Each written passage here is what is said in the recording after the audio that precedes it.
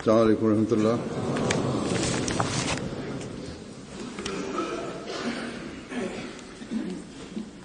أشهد أن لا إله إلا الله وحده لا شريك له وأشهد أن محمدا عبده ورسوله. أما بعد فأعوذ بالله من الشيطان الرجيم. بسم الله الرحمن الرحيم. الحمد لله رب العالمين الرحمن الرحيم مالك يوم الدين. إياك نعبد وإياك نستعين. اهدنا الصراط المستقيم صراط الذين أنعمت عليهم غير المغضوب عليهم ولا الضالين. Bismillahirrahmanirrahim. Halifa mtukufu ayyadahullahu ta'ala bin Aziz anasema kwamba leo ni siku ya Ijumaa yenye baraka sana, na vile vile ni saumu ya kwanza ya mwezi mtukufu wa Ramadhan. Kwa hiyo siku hii ya leo imeanza kwa baraka chungu nzima.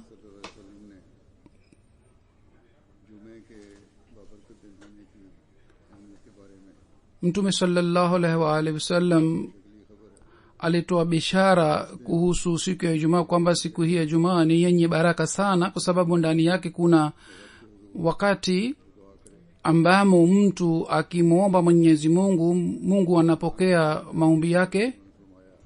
Kisha kuhusu Ramadhan, Mtume sallallahu alaihi wasallam alisema kwamba mwezi wa Ramadhan uwadiapo hufunguliwa milango ya peponi na hufungwa milango ya motoni. Basi rehema ya Mwenyezi Mungu inateremka kwa wingi sana, na mvua ya rehema inateremka juu ya waaminio. Pamoja na hii, Mtume sallallahu alaihi wasallam kwa ajili ya kupata fadhila hizi aliweka masharti kadhaa, kwamba mtu hatakiwi aseme mambo ya ufedhuli katika siku hizi za Ramadhan, wala hatakiwi apige kelele, wala asitukane na asipigane dhidi ya maovu. Anayefunga saumu anatakiwa aseme kwamba mimi nimefunga saumu na mimi kwa ajili ya Mwenyezi Mungu najiepusha na shari hizi zote. Hali hii itakapopatikana, anayefunga saumu yake itakubaliwa.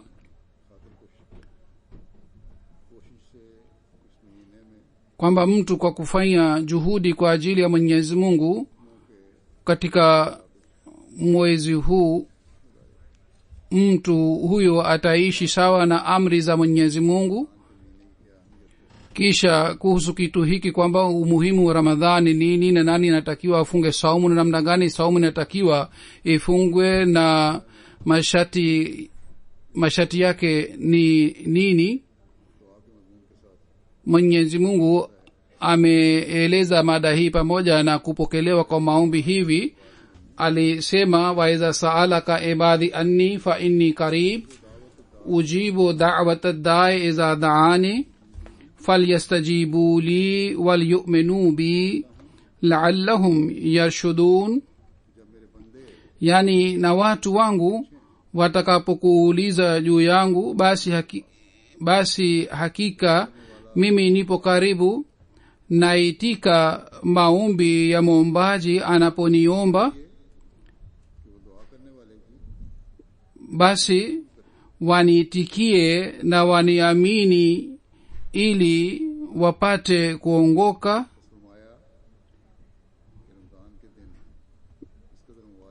Basi amesema siku za Ramadhani yenye baraka kiasi hiki kwamba watu wako watakapouliza juu yangu uwaambie kwamba mimi nipo karibu nao. ujibu da'wat ad-da'i iza da'ani, naitika maombi ya mwombaji anaponiomba. Basi katika mwezi wa Ramadhan Ijumaa zinazopatikana umuhimu wake unazidi. Siku hizi za Ramadhan ni siku za kupokelewa kwa maombi, na vile vile ni usiku zake pia ni usiku za kupokelewa kwa maombi. Lakini Mwenyezi Mungu anasema kwamba nyinyi hamjui kwamba wakati gani ni wakati wa kupokelewa kwa maombi. Kwa hiyo usiku na mchana pia muendelee kufanya maombi. Sisi tunatakiwa tupate faida sana kutoka katika siku hizi. Halifa mtukufu anasema kwamba katika Ramadhan Mwenyezi Mungu kwa kufunga shetani ametufungulia milango ya peponi na amekuja karibu na waja wake.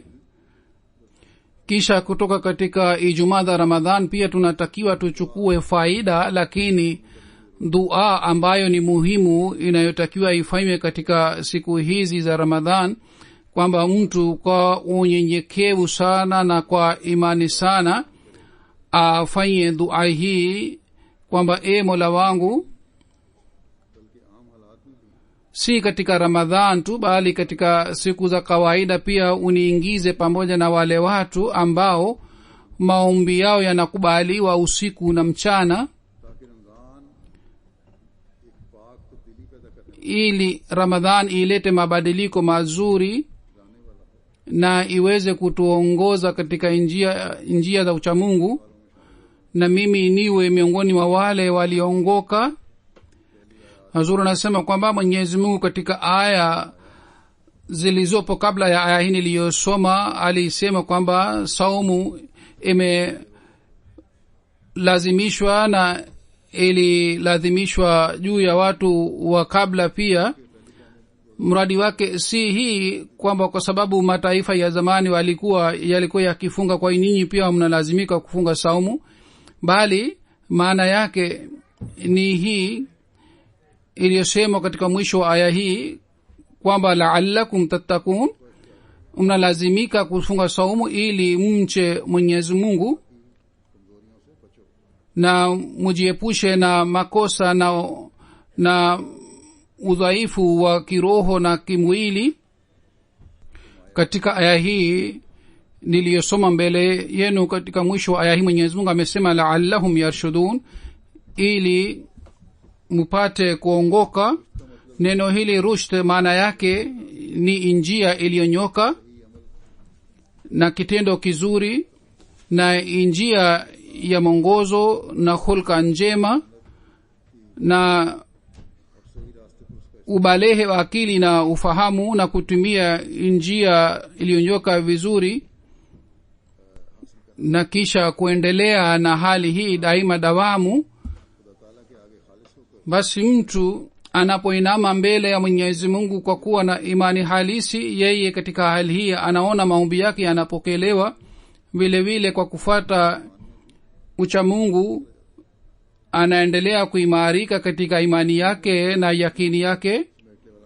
Hivi anapata nafasi ya kukusanya fadhila za Mwenyezi Mungu.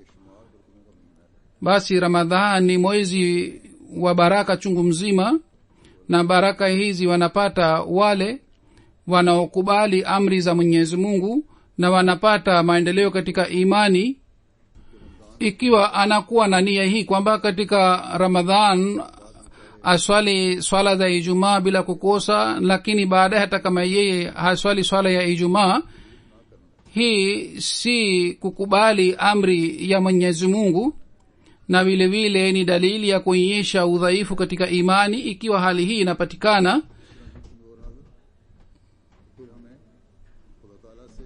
katika hali hii hatutakiwi tuwe na malalamiko kwamba Mwenyezi Mungu hapokei maombi yetu. Basi mtumishi wa Mwenyezi Mungu ambaye anatafuta kinga kutoka kwa Mwenyezi Mungu, yeye kwa unyenyekevu wa hali ya juu na kwa kukubali makosa yake na udhaifu wake, anatakiwa afanye maombi sana katika siku hizi za Ramadhan. Mahudhurio katika siku za Ijumaa na katika swala yasiwe kwa muda tu katika Ramadhan tu. Watu wengine wanafikiria kwamba Mwenyezi Mungu anasema mimi nakuja karibu katika siku hizi, kwa hivyo ibada ya mwezi huu inatosha. Hii ni sawasawa na kudanganya nafsi. Tunatakiwa tujiepushe na tabia hii kwa unyenyekevu wa hali ya juu. Kwa kuwa mtumishi wa Mwenyezi Mungu, inatakiwa ifanywe juhudi ya kupata ukaribu na Mwenyezi Mungu. Mwenyezi Mungu hayupo mbali, bali yeye yupo kila mahali, lakini hali ya mtu inaonyesha kwamba Mwenyezi Mungu yupo karibu naye wakati yeye anaacha masanamu yote na anainama mbele ya Mwenyezi Mungu tu. Hali hii inapopatikana, katika hali hii maombi yetu yatapokelewa na tutapata yote ambayo tunamuomba Mwenyezi Mungu, au Mwenyezi Mungu anaona kwamba kitu kile ni kizuri kwa ajili yetu, kile kitu lazima tutapata. Basi tunatakiwa tuelewe vizuri kwamba kufuata njia ya uchamungu tunaweza kupata malengo yetu na tutapata matunda ambayo yaliwekwa kwa ajili ya nafsi yetu na kwa ajili ya jumuiya yetu inshallah. Na kama nilivyosema, sisi tutakapoonyesha unyenyekevu na tutakapokiri makosa yetu, kisha tutafanya juhudi ya kumpata Mwenyezi Mungu na kuja karibu naye, katika hali hii matunda pia yatapatikana.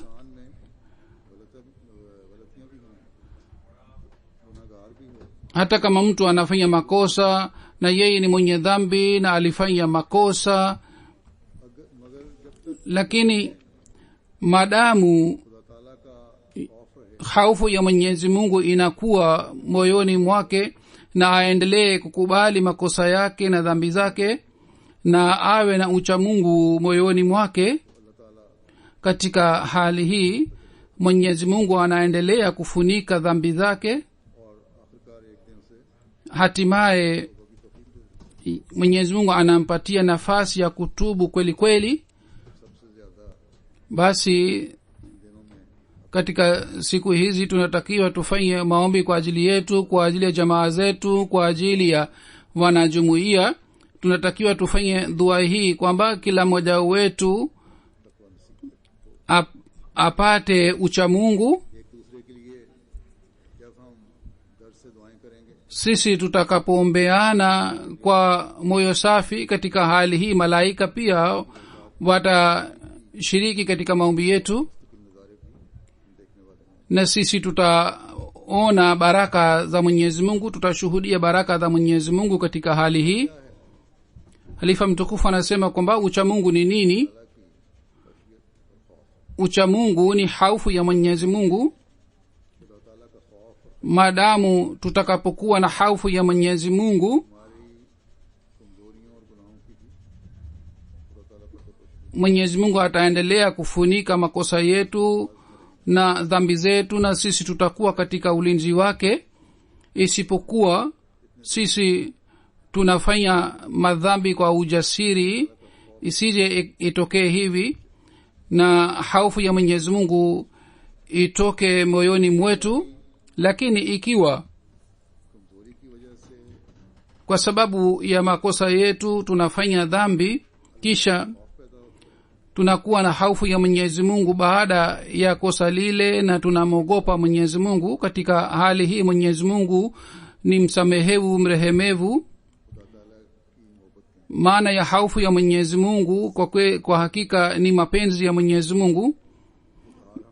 Basi maadamu tutakapoendelea kuonyesha mapenzi haya, hata kama tutakapokuwa na mapenzi haya moyoni mwetu, tutaendelea kusalimika katika mangamio. Lakini sharti ni kwamba mapenzi haya yawe mapenzi hasa, yasiwe udanganyifu. Mwenyezi Mungu anajua hali ya mioyo, hatuwezi kumdanganya Mwenyezi Mungu. Ikiwa tuna mapenzi moyoni mwetu, lazima hali yake, athari yake itaonekana. Hofu ya Mwenyezi Mungu na mapenzi ya Mwenyezi Mungu yanatuzuia katika kufanya madhambi. Kwa sababu ya mapenzi haya tutaendelea kufuata amri za Mwenyezi Mungu. Katika hali hii Mwenyezi Mungu ambaye anakuwa na ghaira ya mapenzi ya watumishi wake, yeye hapotezi watumishi wake na anampatia nafasi ya kutubu. Lakini kama mwanadamu kama niliyosema kwamba anakuwa mjasiri katika madhambi na anatoa mbegu ya uchamungu moyoni mwake, katika hali hii anaadhibiwa. Hii ni ihsani ya Mwenyezi Mungu kwamba tumempokea Sayyidina Ahmad alayhi salatu wassalam. Sayyidina Ahmad alayhi salatu wassalam mara kwa mara aliwasihi wanajumuiya kwamba waendelee kufuata uchamungu. Kisha Mwenyezi Mungu ametupatia nidhamu hii ya kiroho ya aina hii ambayo inatukumbusha kuhusu mbegu hii ya uchamungu. Kisha mwezi wa Ramadhan kila mwaka unatupatia nafasi ya kuotesha mbegu hii ya uchamungu. Kisha Mwenyezi Mungu kwa kutuonyesha namna gani tunaweza kuangalia mbegu hii, alitubashiria kwamba tutapata matunda yake pia. Basi kwa ajili ya kupata baraka kutoka katika mwezi huu, kila mmoja wetu anatakiwa afanye juhudi ili awe mtumishi wa Mwenyezi Mungu. Ikiwa kwa sababu ya uvivu wetu Mwenyezi Mungu hapokei maombi kwa muda fulani, mfano wake ni mfano wa mama ambaye kwa sababu ya kosa la mtoto, yule mama anamkashirikia lakini hawezi kuwa na ghadhabu sana. Lakini mtoto kwa sababu ya mapenzi anapomwelekea mama anampokea na anambatia na anamuona kwa mapenzi kwamba je, mtoto ananijia au la. Lakini wakati mtoto anapomwendea mama anampokea na anaacha ghadhabu yake. Basi Mwenyezi Mungu ambaye ni msamehevu zaidi kuliko mama, yeye anaona na anasubiri wakati gani watumishi wake watanijia ili niwasamehe. Mtume sallallahu alaihi wa alihi wasallam alisema, wallahi Mwenyezi Mungu anafurahi zaidi kwa tauba ya mtumishi wake kuliko mmoja wenu anayepata ngamia wake aliyepotea porini. Basi mwezi mtukufu wa Ramadhan pia ni kwa ajili ya hii kwamba mtumishi wa Mwenyezi Mungu kwa kuwa na mapenzi ya Mwenyezi Mungu, hata kama anakuwa na makosa ya mwaka mzima, anamjia Mwenyezi Mungu kwa nia hii ili Mungu apokee tauba yake. Katika hali hii Mwenyezi Mungu anamkimbilia na anampokea na anakubali tauba yake. Mtume sallallahu alaihi wa alihi wasallam alisema, Mwenyezi Mungu anasema, anayenisogelea sawa na kiganja kimoja mimi namsogelea mkono mmoja, na anayenisogelea mkono mmoja namsogelea mikono miwili, na akinijia kwa kutembea na mwendea kwa kumkimbilia. Basi huyu Mungu ambaye ni mrehemevu zaidi kuliko mama, ambaye ametupatia njia mbalimbali za kupokea tauba yetu na kusamehe dhambi. Ikiwa mtu hapati faida kutoka katika hii, basi hii ni bahati mbaya ya mtu, na vile vile ni dalili ya kuwa moyo mgumu.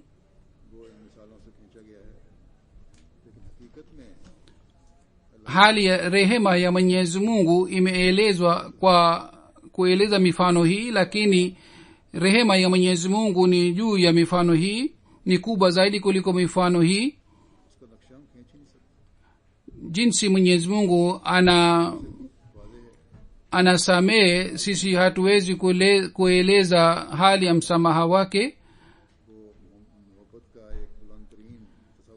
Mifano hizi zinatuonyesha mapenzi ya Mwenyezi Mungu kuhusu watumishi wake, lakini mapenzi ya Mwenyezi Mungu ni juu sana na mifano hii. Mtu hawezi kukadiri hali ya mapenzi ya Mwenyezi Mungu anayokuwa na watumishi wake. Manadamu elimu ya manadamu ni kidogo sana, na Mwenyezi Mungu ni juu ya kila kitu. Sisi hatuwezi kuelewa hali ya mioyo ya wenzetu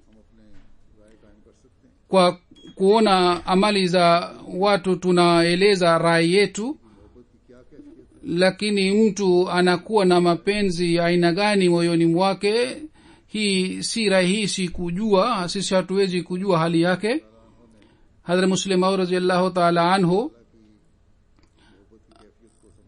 nukta hii kwamba kiasi gani mtu anaweza kuelewa hali ya mapenzi ya Mwenyezi Mungu, ameeleza maelezo yake hivi kwamba Mwenyezi Mungu ambaye hatuwezi kujua vitendo vyake, namna gani tunaweza kuelewa hali ya mapenzi yake?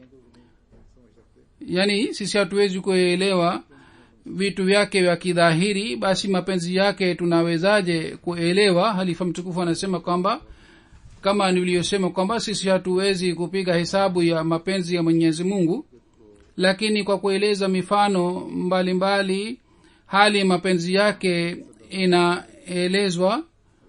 Mtume sallallahu alaihi wasallam pia alitufundisha mapenzi ya Mwenyezi Mungu kwa kueleza mifano kadhaa, na naeleza mfano wake mwingine ambao Mtume Muhammad sallallahu alaihi wasallam alieleza katika vita ya Badri. Wakati mdui aliposhindwa na vita ilikwisha, na wanajeshi wa kufar makafiri walikuwa wanakimbia kutoka katika uwanja wa vita. Wakati ule mwanamke mmoja katika uwanja wa vita bila kuwa na hofu yoyote, na yeye alikuwa na katika hali kwamba alikuwa anachukua mtoto mmoja baada ya mwingine. Mtume sallallahu alaihi wasallam akamuona yule mwanamke na akamwambia maswahaba kwamba huyu mama amepoteza mtoto wake na sasa anatafuta mtoto wake, na huyu mama ana mapenzi ya mtoto kiasi hiki kwamba yeye hajali kwamba yupo katika vita, katika uwanja wa vita na watu wamekufa wengi hapa. Huyu mwanamke aliendelea kutembea hapa na pale kwa ajili ya kutafuta mtoto wake, na alipomwona mtoto yeyote alikuwa anambatia, lakini baadaye alipokuwa akiona kwamba huyo si mtoto wake alikuwa akimwacha, na hatimaye alipata mtoto wake. Yeye akambatia mtoto wake na akambusu na akakaa pale pale na mtoto wake bila kujali hali ya dunia iliyokuwa pale. Yeye alikuwa hana fikira kwamba kule ni uwanja wa vita, na wala yeye alikuwa hana hofu kwamba watu wengi wamekufa pale, wala yeye hakujali kitu hiki kwamba vita bado haijaisha na yeye pia anaweza kupata madhara na hasara. Mtume sallallahu alaihi wasallam akasema kwamba umeona wakati alipopata mtoto wake yeye amekaa kwa utulivu na amani, na raha, lakini kabla ya hii alipokuwa anatafuta mtoto wake alikuwa hana utulivu na alikuwa anakimbia hapa na pale kwa ajili ya kutafuta mtoto wake. Kisha mtume sallallahu alaihi wasallam akasema kwamba huu ndio ni mfano wa Mwenyezi Mungu pamoja na watumishi wake, bali anawapenda watumishi wake zaidi kuliko huyo mama. Wakati mtu kwa sababu ya makosa yake na dhambi zake anapomkosa Mwenyezi Mungu, kwa sababu ya hii Mwenyezi Mungu anakuwa na huzuni sana, kama huyu mwanamke alikuwa na huzuni kwa sababu ya kupotea mtoto wake. Lakini wakati mtu anapotubu na anaporudi kwa Mwenyezi Mungu anafurahi zaidi kuliko huyo mama ambaye aliyepata mtoto wake. Basi Mungu wetu yupo tayari kila wakati kwa ajili ya kutusamehe, lakini sharti yake ni kwamba sisi pia kwa ajili ya kutafuta msamaha wake tuwe tayari. Yeye anatuona kwamba wakati gani sisi tunamwelekea na tunarudi kwake. Ikiwa ni kuchelewa kutoka kwetu, ni sisi ambao tunafanya makosa. Lakini yule mtu anayeinama mbele ya Mwenyezi Mungu na anamwendea Mwenyezi Mungu kwa kutubu na anaomba msamaha wa dhambi zake, katika hali hii ghufira ya Mwenyezi Mungu inamfunika. Hadhrat Muslim Maud radhiyallahu ta'ala anhu ameeleza nukta hii muhimu sana, kwamba msamaha wa Mwenyezi Mungu inafunika dhambi za wanadamu. Tena si hii tu kwamba anafunika, bali anasahau dhambi zake na anawasaulisha wengine pia kuhusu dhambi zake. Ndiyo jina la Mwenyezi Mungu si Satir bali ni Sattar. Sattar ni yule ambaye anafunika dhambi za watu mara kwa mara.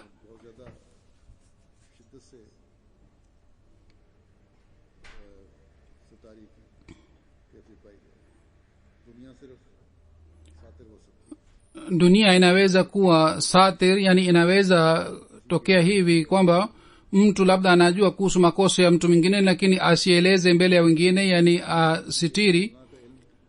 Lakini yeye hawezi kutoa elimu ya dhambi kutoka katika moyo wa mtu.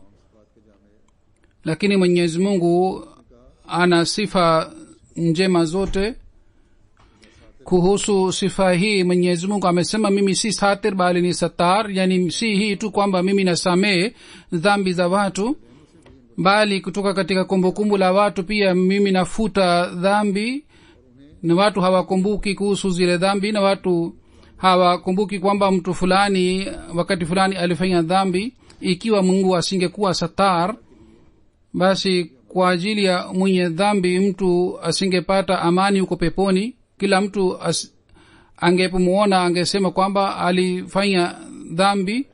Basi Mwenyezi Mungu ni Sattar, anasema kwamba mimi nasamehe dhambi za watu. Pamoja na hii mimi nakuwa na uwezo juu ya kumbukumbu la watu pia, na kwa sababu ya hii watu hawakumbuki kuhusu dhambi za watu wengine. Ikiwa Mwenyezi Mungu anataka kusitiri dhambi za watu anafanya hivi, na watu wanamdhani yule mtu ambaye Mwenyezi Mungu alisitiri dhambi zake kwamba yeye ni mtu mwema tangu siku ya kwanza.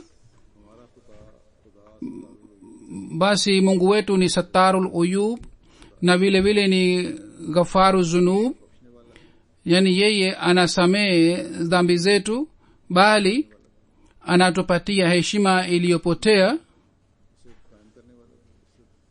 na vile vile anasambaza heshima yetu duniani. Ikiwa tuna Mungu wa aina hii, namna gani na kiasi gani kwa kufanya juhudi tunatakiwa tumwelekee, na kiasi gani tunatakiwa tuwe mtumishi wake. Basi katika mwezi huu wa baraka tunatakiwa tumkimbilie Mwenyezi Mungu ambaye ni Sattar na Ghafar, na tunatakiwa tufanye juhudi sana ya kuinama mbele yake shetani amesimama katika kila kona na anataka kutupoteza kwa sababu ya tamaa za nafsi. Sisi tunatakiwa tujiepushe na mashambulio yake kwa kumwelekea Mwenyezi Mungu, na sisi tuwe watumishi wa Mwenyezi Mungu, ndipo tunaweza kupata baraka za Ramadhan. Hazur anasema kama nilivyosema kwamba hivi ikiwa upande moja tutapata faida za binafsi, vile vile jumuiya pia itafaidika.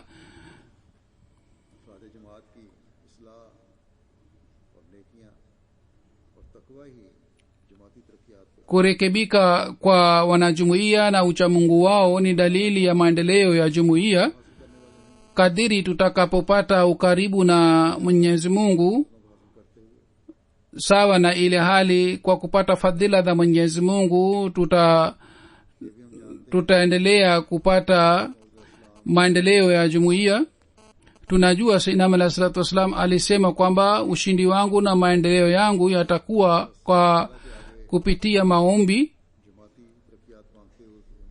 Basi sisi tunatakiwa tuiname mbele ya Mwenyezi Mungu na tumuombe maendeleo ya jumuiya, na kwa ajili yake tunatakiwa tufanye maombi sana. Tusifanye maombi kwa ajili ya nafsi yetu au kwa ajili ya jamaa zetu, bali kuna haja ya kupanua maombi yetu, ndipo tutatimiza haki ya kuwa katika jumuiya ya Sayyidina Alayhi Salatu Wassalam. Ndipo tutatoa shukrani ya ihsani ya Mwenyezi Mungu aliyotufanyia kwa kutuingiza katika jumuiya ya Sayyidina Alayhi Salatu Wassalam.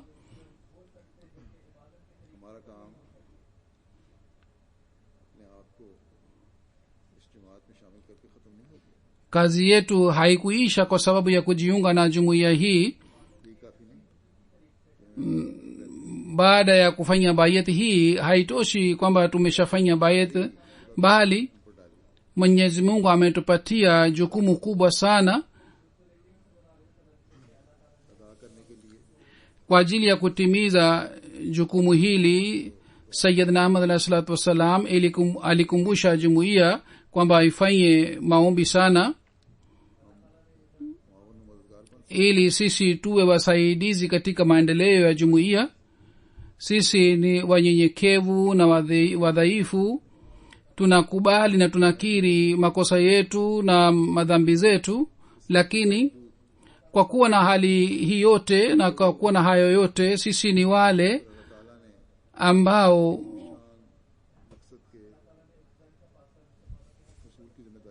Mwenyezi Mungu ametupatia jukumu kubwa sana, na jukumu hili hatuwezi kulitimiza bila kuwa na fadhila za Mwenyezi Mungu. Basi tunatakiwa tufanye maombi sana, tuzingatie maombi sana. Hazur anasema kwamba mada hii Hazrat Muslim Maud radhiyallahu ta'ala anhu ametuelezea vizuri sana kwamba ikiwa sisi ni wadhaifu, na kwa kweli ikiwa sisi tumepewa jukumu ambalo ni ngumu sana, swali linapatikana kwamba namna gani tunaweza kufanya kazi hii ngumu katika hali hii.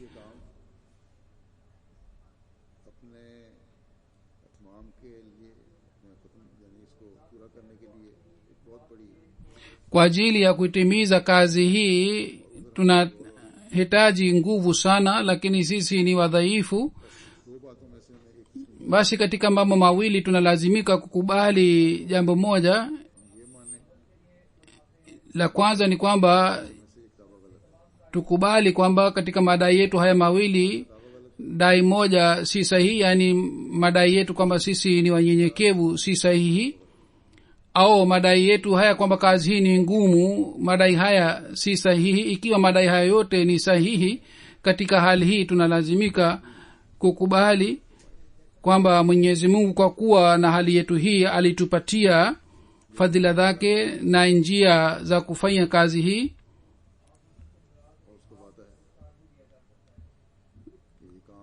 Hii ni ahadi ya Mwenyezi Mungu kwamba kazi tuliyopewa sisi lazima kazi hii itafanyika,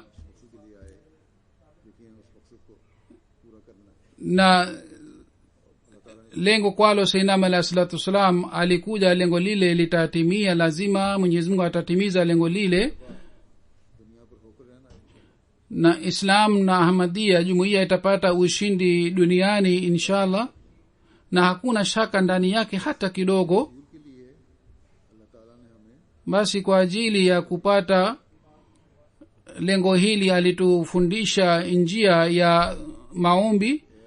Alisema mfanye dua kwamba Mola wetu, lengo hili haliwezi kutimia kwa sababu ya juhudi yetu. Sisi ni wenyenyekevu na wadhaifu, na kazi hii ni kubwa sana. Juhudi yetu pekee haiwezi kufanya kazi hii au kutimiza kazi hii, lakini sisi ndio tupo tayari kutoa dhabihu ya kila aina kwa ajili yako, lakini wewe pia utusaidie na utupatie njia zote ulizoziweka kwa ajili ya kutimiza kazi hii, ili kazi hii itimie vizuri. Ukweli ni kwamba Mwenyezi Mungu ametufanyia kuwa silaha ya kidhahiri, lakini silaha ambayo itakayoshinda dunia hii ni silaha nyingine.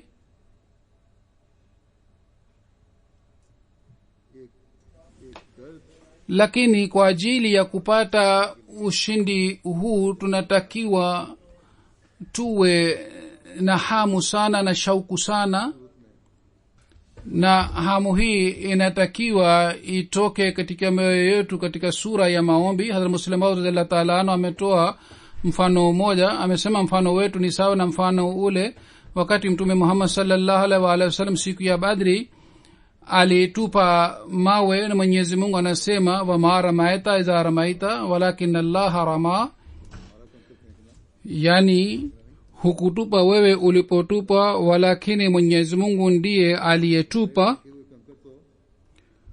Ungekuwa umetupa wangeanguka pale karibu, lakini wewe hukutupa mawe bali sisi tulitupa.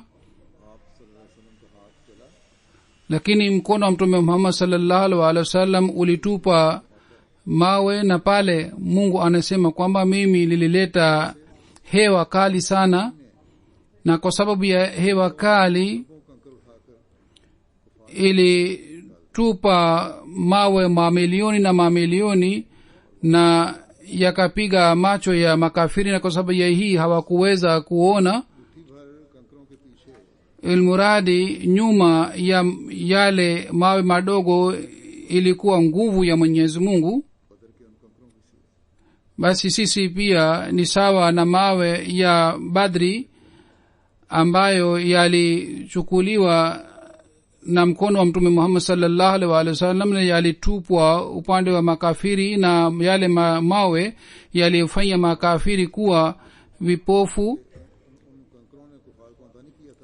bali yale mawe hayakuwafanya vipofu, bali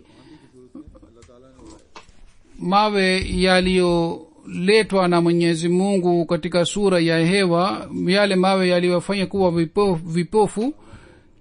Tunatakiwa tukubali kwamba nyuma yetu kuna silaha aliyefanya kazi hii na aliyeleta matokeo haya. Tunalazimika kukubali kwamba kwa ajili ya matokeo haya mazuri Mwenyezi Mungu alifanya mpango uliopatia Islamu ushindi juu ya dini zingine. Silaha ile kwayo Islam inaweza kupata ushindi juu ya dunia ni maombi ya mtu ambayo yanavuta fadhila za Mwenyezi Mungu upande wake. na kwa fadhila za Mwenyezi Mungu kazi ambayo inaonekana haiwezi kufanyika inafanyika, kama aliyosema Sayyidina Alayhi salatu wassalam kwamba kwa sababu ya hii tutapata mafanikio. Mwenyezi Mungu ametupatia nafasi ya maombi, tunatakiwa tukumbuke daima na tunatakiwa tufanye maombi kwa unyenyekevu kwamba Mwenyezi Mungu afanye mpango wa ushindi wa Islam. Sisi tuwe mawe ya mkono wa Mtume Muhammad sallallahu alaihi wasallam yaliyosababisha kutupa mawe mamilioni juu ya makafiri. Mwenyezi Mungu kwa kuondoa makosa yetu na udhaifu wetu asitiri aibu zetu na makosa yetu, na kwa fadhila zake atujalie tuweze kupata malengo yetu, na kwa sababu ya udhaifu wetu na kwa sababu ya makosa yetu jalali ya Mwenyezi Mungu isifichike.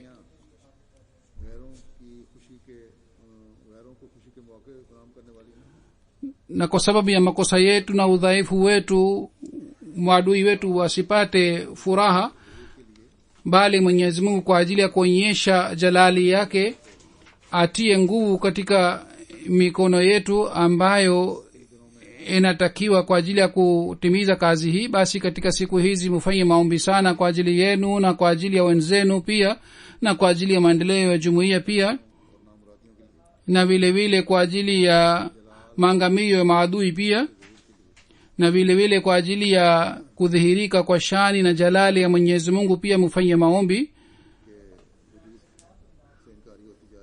Dunia inaendelea kumkataa Mwenyezi Mungu. Mwenyezi Mungu ajalie dunia hii iweze kumtambua Mwenyezi Mungu. Mwenyezi Mungu asamehe makosa yetu na dhambi zetu na atie nguvu ndani yetu, kwayo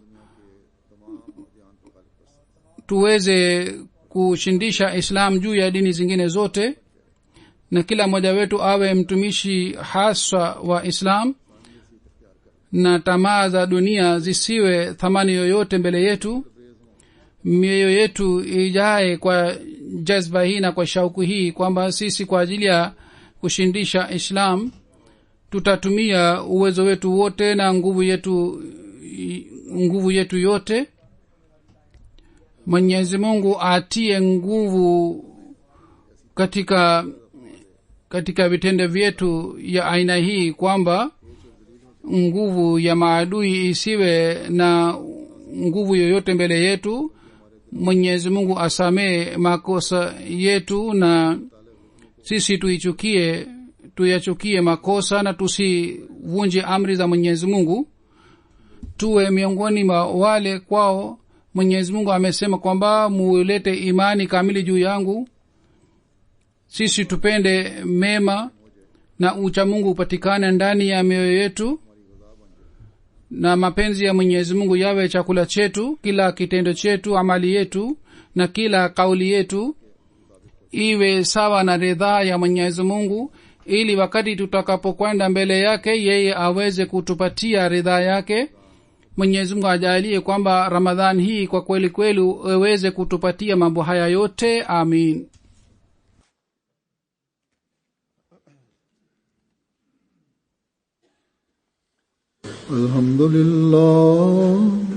Alhamdulillah nahmaduhu wa nasta'inuhu wa nastaghfiruhu wa nu'minu bihi wa natawakkalu alayhi wa na'udhu billahi min shururi anfusina wa min sayyiati a'malina.